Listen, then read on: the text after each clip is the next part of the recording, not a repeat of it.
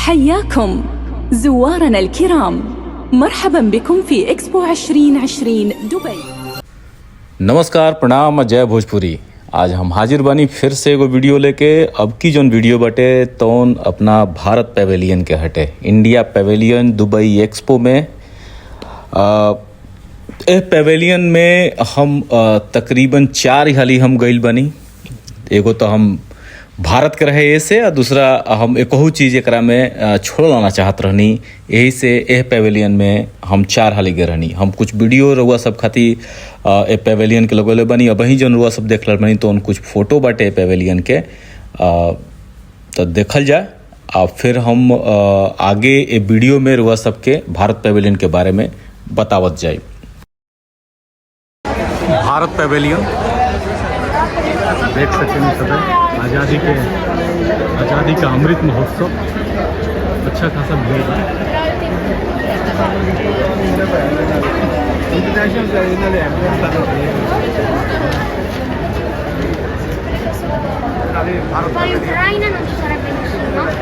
Gate पर हर भाषा में लिखल बा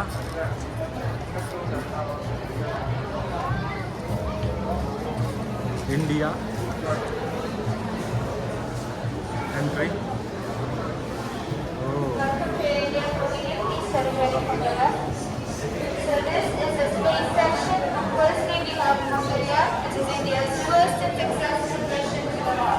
मंगलयान के बारे में,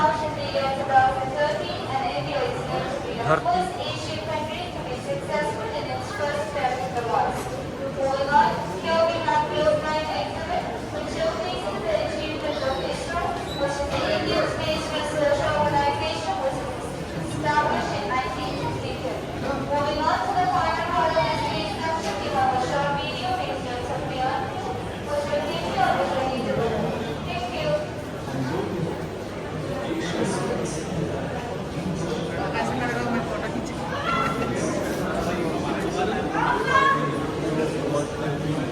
आगे चलते हैं।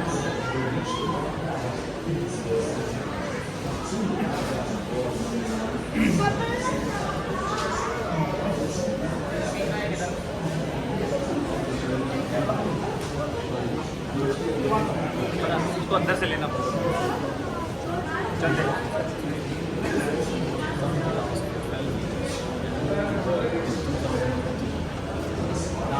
International collaborations. Israel is looking forward to further dialogue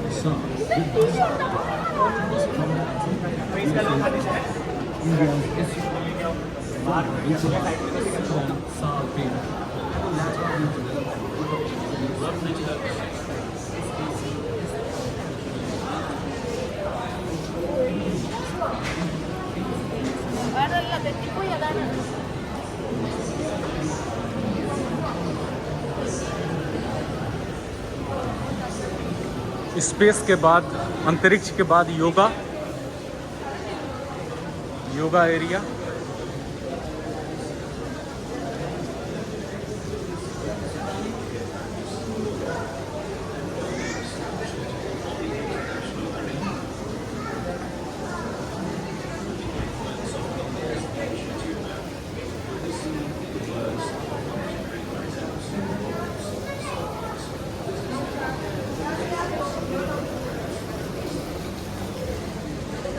अच्छा खासा हरियाली भारत के पवेलियन में।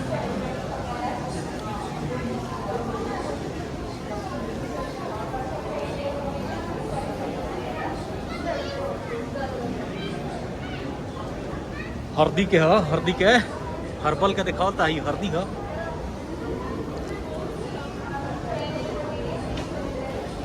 भारत के pavilion.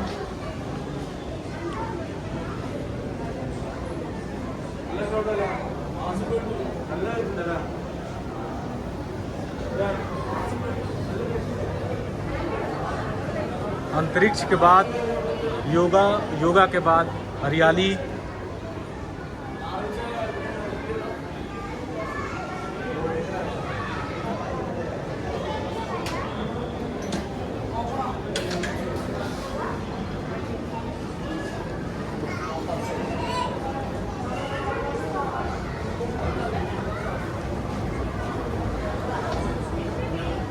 Sweater multi storey Bharat के जौन बा पवेलियन बटे देख सके नहीं मल्टी स्टोरी पवेलियन। बाहर से बिल्डिंग उतना शानदार नहीं है लेकिन भीतरी अइला के बाद बिल्डिंग बहुत ही शानदार बा। बहुत बेहतरीन काम इंडिया के पवेलियन में।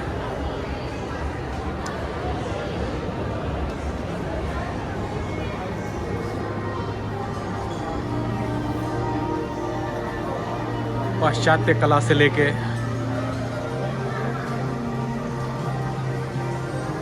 जौन भी इंडिया के मशहूर चीज़ बा, जौन भी फेमस चीज़ बटे हर चीज़न के बारे में बतावत।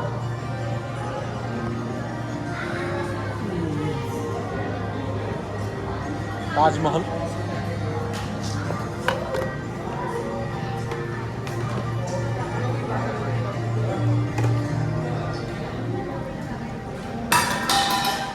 पटाकी दलो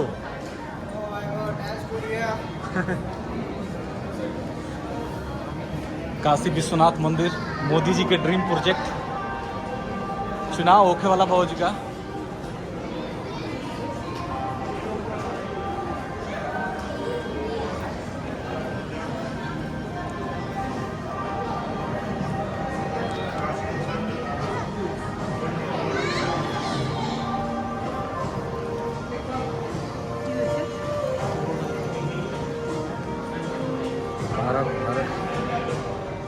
सूर्य मंदिर कोणार्क।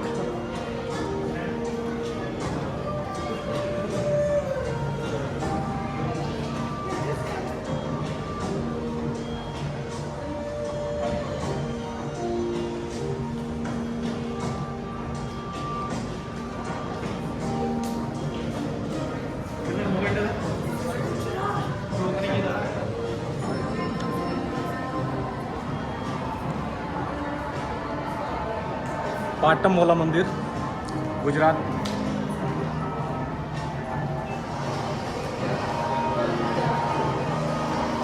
केरला के बोटिंग नाव के जो प्रतियोगिता होला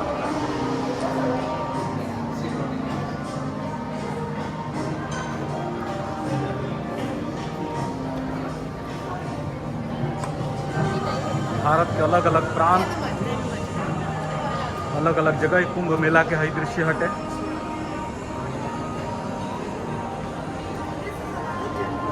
बड़का बड़का स्लाइड लागल बड़ी सो।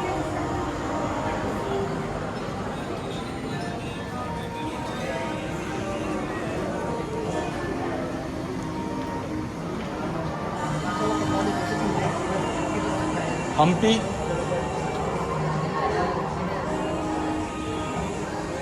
टैब लगभग मैं खराब बा लेकिन तब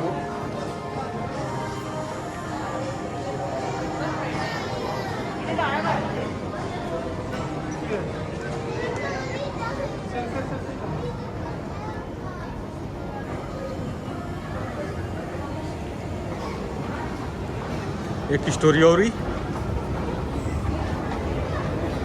जैसे कि हम बतौनी है कि बहरी से बिल्डिंग बहुत सामान्य भी है लेकिन भीतरी बहुत सारा काम बा। Transforming India growth and opportunities भविष्य के लेके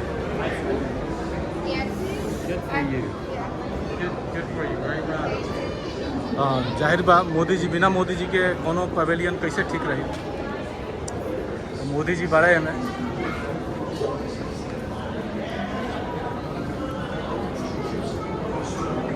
मोदी जी के सरवो बा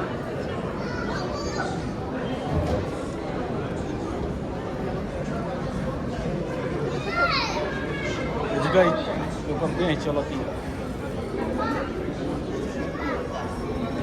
मेक इन इंडिया।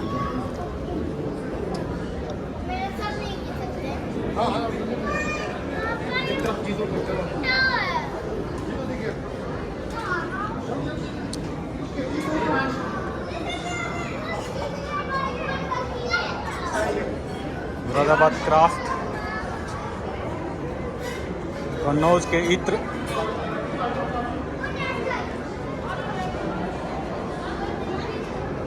बनारस के वुडन लकड़ी के काष्ठ कला, ये पापा में भी होता है कश्मीर के पश्मीना, चित्तूर के श्री कलास्थी कलमकारी,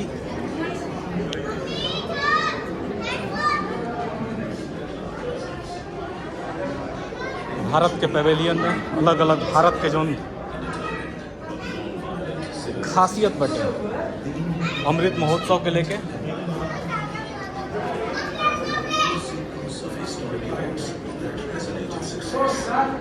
अमृत महोत्सव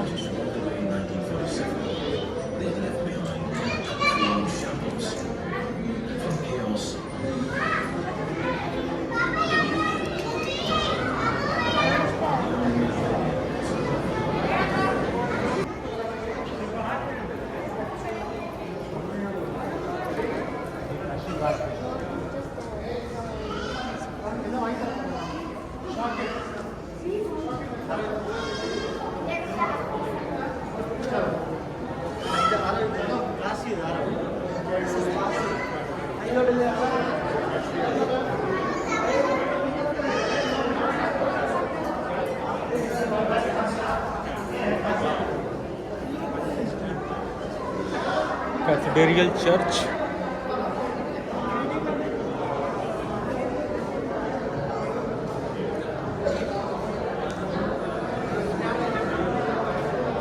हरमिंदर सिंह साहब गोल्डन टेम्पल,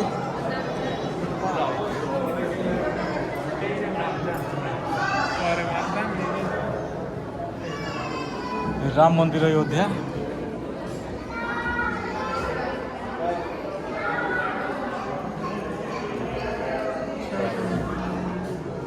जामा मस्जिद,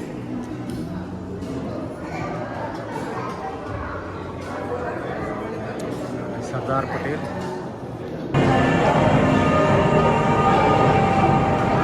काशी कुंभ मेला, मोदी जी के एकरा कौना नेता से कब कब मिलल बड़े।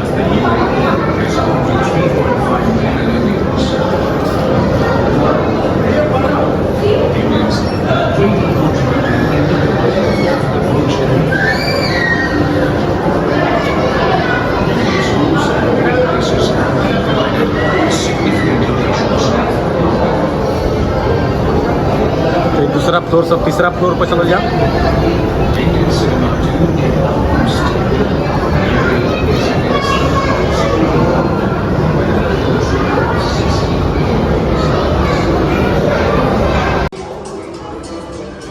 तीसरा फ्लोर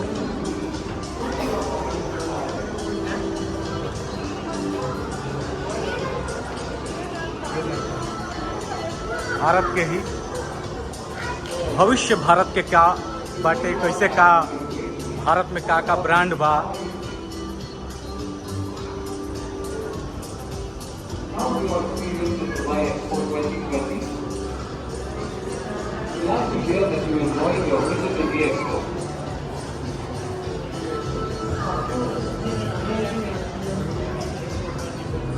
रोबोट के संग लागल बालो।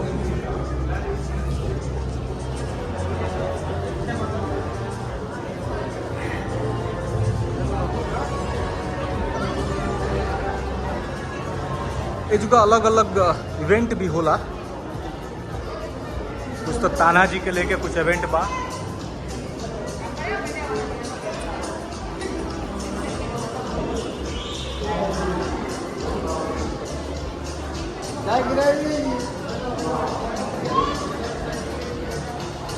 लोग लागल बा अलग अलग।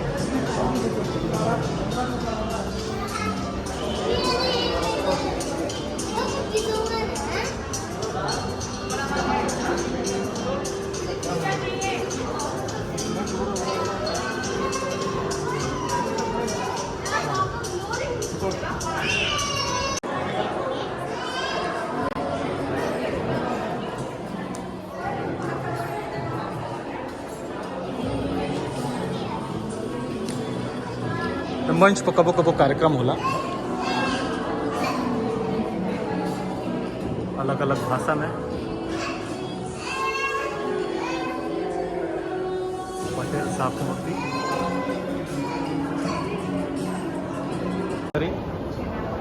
भी बहुत सारा चीज़ बा देखे के जना में एगो न्यू इंडिया मोदी जी के जौन फेवरेट एथियत है स्टार अलायंस एयर इंडिया तब तो बाना भारत में एयर इंडिया के हाँ टाटा का बोर्ड लाग मिल बेटा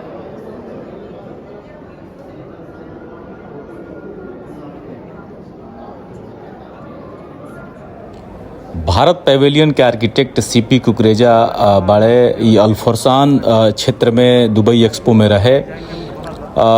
भारत के पैवेलियन के जो मूल थीम रहे a sustainable future for the planet.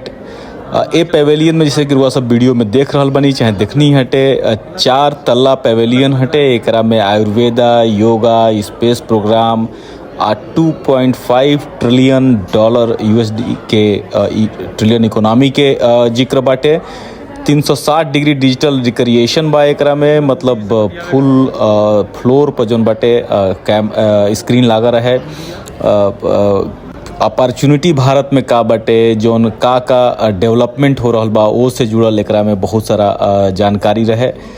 तकरीबन 600 से बेसी रोटेटिंग स्क्रीन लागल रहे जन रुआ सब वीडियो में लगातार देख रहल बानी। एकरा अलावा भारत के पैवेलियन जौन बाटे तौन कला साहित्य के क्षेत्र में, सिनेमा और जौन ओइजा के खान पान बाटे, जौन ओइजा के बिजनेस बाटे, जौन व्यवसाय बाटे ओकरा बारे में जानकारी रहे। तो ओवरऑल देखी तो भारत के पैवेलियन पूरा भारत के दिखावे के कोशिश रहे। बाकी एक्सपो 2020 के जब बाकी पैवेलियन के रुआ सब देखब ओ हिसाब से यदि भारत के पैवेलियन के बात कही जाओ तो कहीं ना कहीं भारत अपना के रिप्रेजेंट करे में उतना शामिल ना हो पावल। एकरा में मोदी जी के जे कि प्रधानमंत्री हमनी के देश के बानी वहाँ के प्रेजेंस उपस्थिति बहुत जगह रहे। कुछ एक वीडियो जिसे वो सब देखा तानी एकरा में ई वीडियो पहले भी लगावल जा चुकल बाटे।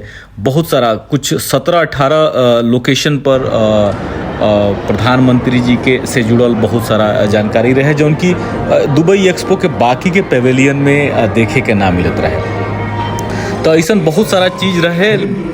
यदि हम ओवरऑल देखी, अब चूँकि अंतिम पैवेलियन के हम फोटो लगा रहा बनी दुबई एक्सपो से, वीडियो लगा रहा बनी दुबई एक्सपो से, तो हम लगभग 140 से ऊपर पैवेलियन घूमल बानी दुबई एक्सपो में। यदि हम कहीं तो भारत के पैवेलियन वो मार्क पर ना रहे जौना मार्क पर भारत के लेखा देशन के चाहे अतना बढ़न एरिया में जौन पैवेलियन बनल रहा सो वो पैवेलियन के बीच में भारत के पैवेलियन उतना ना जमल। बाहर से आर्किटेक्ट उतना बढ़िया ना रहे, भीतरी से काफ़ी अच्छा रहे, भीतरी से देखे में बढ़िया लगता रहे। तो वो अतना चीज़ रख दियल गई रहे कि बहुत हौच पौच हो गई रहे। हमरा देखे से भविष्य के लेके भारत के जो तकनीक के बारे में प्रोटोटाइप कुछ ऐसा मॉडल कुछ ना रहे। आगे रुआ सब वीडियो में चाहे फोटो आगे देखब जहाँ पर 1-2 मॉडल जोन बाटे पैवेलियन के बाहर में रख रहे। अभी जो वीडियो देख रहे बनी तो मंगलयान के हटे, तो अब ओकरा में एगो जो फ्यूचरिस्टिक टैक्सी भी है ओकरा बारे में जिक्र बाटे, माने ओकर मॉडल रखल बा। बाकी पैवेलियन के भीतर जोन इंगेजमेंट रहे, मतलब इंगेज करे वाला जोन कुछ हिस्सा रहे वो खाली प्रधानमंत्री से जुड़ा रहे, जैसे कि प्रधानमंत्री के वर्चुअल इमेज के संगे फ़ोटो लिहल, चाहे वहाँ के विदेश में कहाँ कहाँ गइल बनी या केकरा केकरा से मिलत बनी, ऐसा कुल जानकारी एकरा में रहे। एक के अलावा बहुत कुछ विशेष मने यदि देखल जाओ जर्मनी से, सऊदी अरबिया से, यूएई से, अमेरिका से, फ्रांस से, इटली से, बाकी के पैवेलियन से, जो साउथ कोरिया से, ये जो पैवेलियन बना से एकनी से अगर तुलना कल जाओ तो भारत के पैवेलियन अप टू द मार्क ना रहे। इहो बात हम जरूर बतावल चाहब सबसे कि एक्सपो के बेस्ट पैवेलियन के अवार्ड मिलेला। बहुत सारा कैटेगरी बा, बहुत सारा श्रेणी बाटे ओकरा में अवार्ड मिलेला, बाकी वो में कहीं भी भारत के पैवेलियन ना रहे। जबकि बहुत ज़्यादा दर्शक जन बाड़े ए पैवेलियन में आवत रहले, भीड़ हमेशा रहत रहे। देखी स्मार्ट बस के जिक्र बाटे, जबकि एकरा में बहुत सारा चीज़ हटा दिहल गई बाटे। पहले रहे पता ना कहें टैब ऐजा के बहुत सारा खराब रहे, माने बहुत छोटा छोटा चीज़ पर जौन बात ध्यान ना दिहल गई रहे। माने हमरा लागल ई हमार एगो आपन ऑब्जर्वेशन बाटे। बाकी सब मिला के अच्छा पेवेलियन रहे। काफ़ी नेता लो, मंत्री लो, बिजनेसमैन लो, अभिनेता लो पेवेलियन के घूमले बाटे जो भारत वाला आए। कुछ ना कुछ डेली इवेंट होता रहे। बहरी में इवेंट के स्थान बाटे, जैसे वो सब देख रहा ये समय वीडियो में स्टेज बाटे। पीछे साइड में रेस्टोरेंट बा, दुकान उकान बाड़ी से जहाँ पे से भारतीय सामान चीज़न के खरीदल जा सकेला। जौना हम एयर टैक्सी के बात करते नहीं, फ्यूचर टैक्सी के जौन बात होता टे तो टैक्सी अब ही सामने आई रुआ सबके। तो ई पूरा ई मिला के भारत के पेवेलियन हटे। रुआ सब ए पेवेलियन के देखी। हम कोशिश कई नहीं हटे कि पूरा कवर करे के। दुबई एक्सपो के अभी तक जितना वीडियो बनौले बानी में सबसे बड़ वीडियो ई बाटे। एकरा पहले जर्मनी के रहे और भी वीडियो जोन दुबई एक्सपो के बाद ओकरा के देखी और वह सब तुलना कर सके नहीं है। जोन सामने उजर रंग के लौकत हटे तो फ्यूचर टैक्सी फ्यूचर के हिसाब से बनल टैक्सी के जिक्र होता, जोन की हेलीकॉप्टर के मॉडल और टैक्सी के मॉडल के लेके ई बनल बाटे। तो ई प्रोटोटाइप मॉडल हटे। तो ई भारत के पेवेलियन रहल हटे। एकरा में हम कोशिश कैनी हटे कि जौन भी चीज़ होखे वो चीज़ के देखावल जाए। हम कुछ फोटो के बात कैनी हटे। देखी फोटो तिरंगा के बीच में मूल रूप से पीछे मोदी जी रहनी, तो मोदी जी के प्रेजेंस हर जगह बाटे ए पेवेलियन में। तो ई रहल भारत पेवेलियन। धन्यवाद। जय भोजपुर।